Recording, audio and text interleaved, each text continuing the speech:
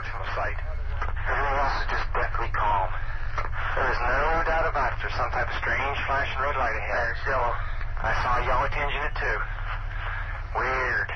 It appears to be maybe moving a little bit this way. Yes, it's brighter than it has been. Yellow. It's coming this way. It is definitely coming this way. Pieces of it are shooting off. There is no doubt about it. This is weird. A security patrol is taking place at the Royal Air Force Woodridge base. As they're working, servicemen suddenly see lights descend from the sky into the Rendlesham forest nearby. Since it was an Air Force base, the men assumed it was a downed aircraft, so after getting permission, they went over to investigate.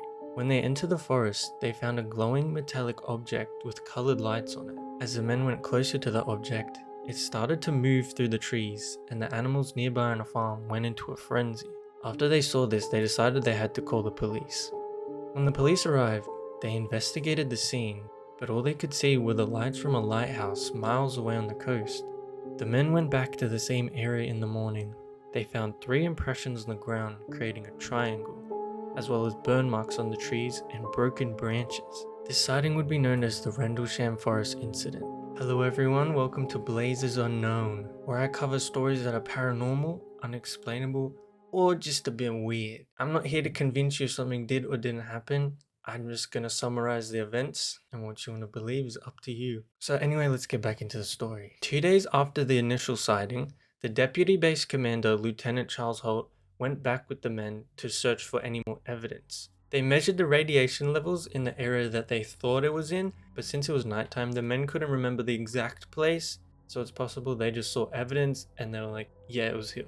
The radiation levels were regular on the tree where it happened, but they reported small radiation bursts about half a mile from the original site. During their investigation, they spotted a red flashing light in the distance, and they also spotted 3 lights in the sky that occasionally beamed down light from time to time.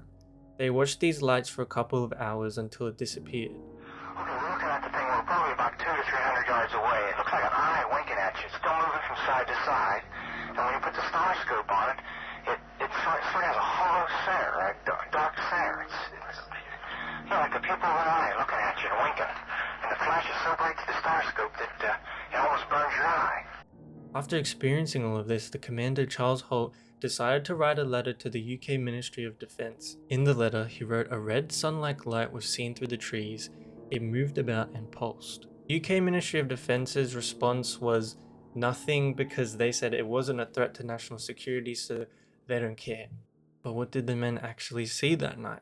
Skeptics have said that what they saw in the sky that night were actually just stars, and the flashing red light was from the lighthouse that was nearby. If you look at the map, the lighthouse was quite far away. Maybe the men just got confused, or maybe it was just a coincidence that there was a lighthouse there.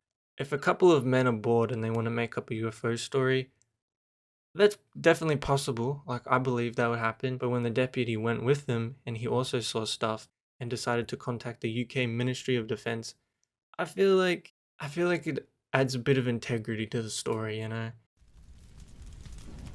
It was an early morning in 1976 in Tehran, Iran.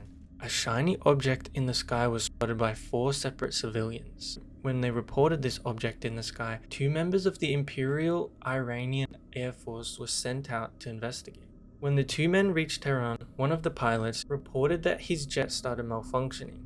His instruments and communications on the jet completely shut off.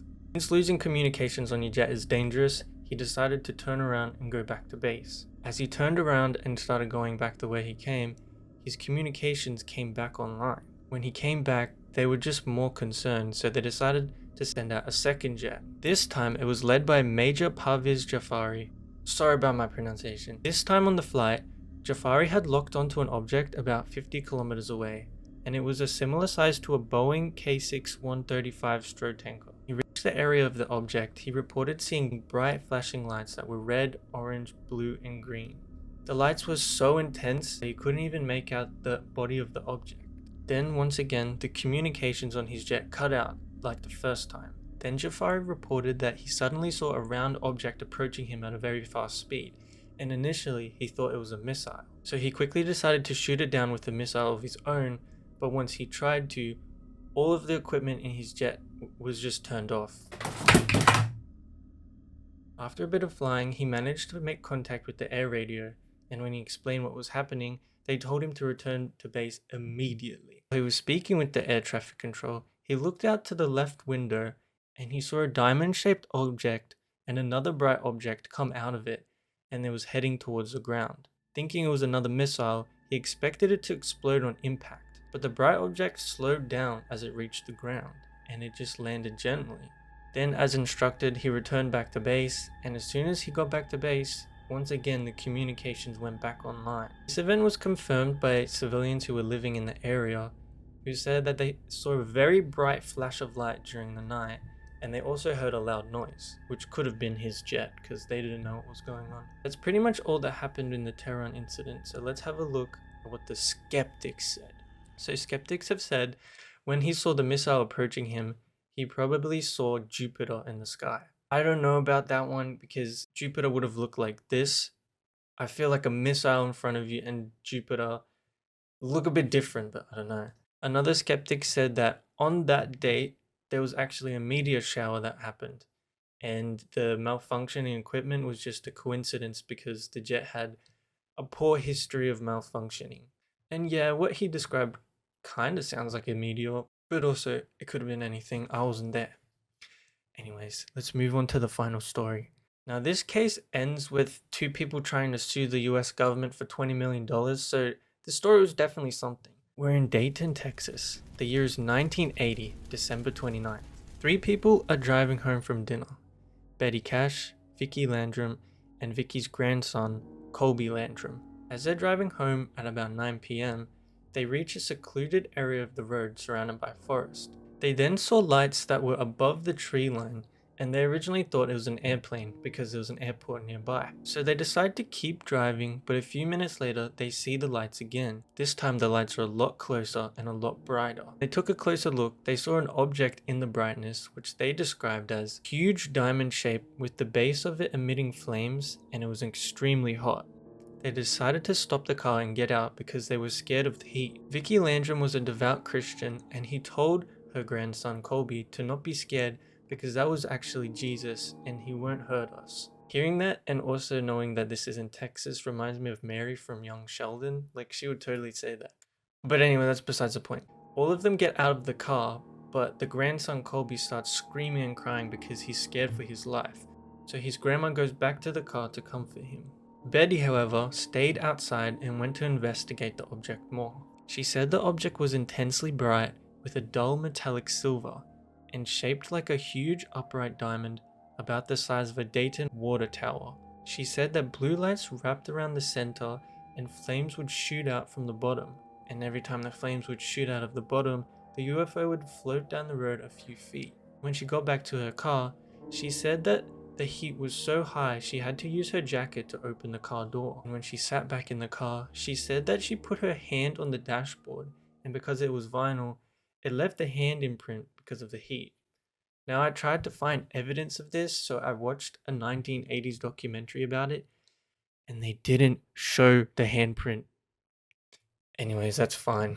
And so back in the car, the UFO started to hover above the tree line again, and that's when suddenly a group of helicopters approached the UFO and surrounded it. They counted there was 23 helicopters that looked like Boeing CH-47 Chinook. You probably all know what that looks like, but I'll put a picture anyway. After a few minutes, when the road was clear, they decided to head home again. When they reached home, all three of the witnesses reported sickness, including nausea, vomiting, diarrhea, and burning sensations in their eyes. Days later, Betty's symptoms worsened with blisters forming on her skin. A few days later, she couldn't walk and she had to go to the emergency room. She had blisters forming everywhere and patches of hair were falling out. Colby and Vicki were also reporting symptoms, but to a lesser degree. A year later, Vicki had developed cataracts and Betty had developed cancer. And their theory was that it was from radiation sickness to the UFO. Experts said it wouldn't have been radiation sickness because of the early onset of the symptoms.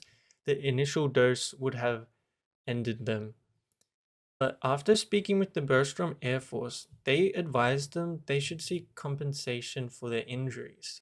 So that's when they decided to sue the US government for $20 million. Sheesh. During the court case, testimonies were given by NASA, the Air Force, and the Navy. Eventually, the case was dismissed because there wasn't enough evidence for their claims, and the testimonies made against them were too convincing.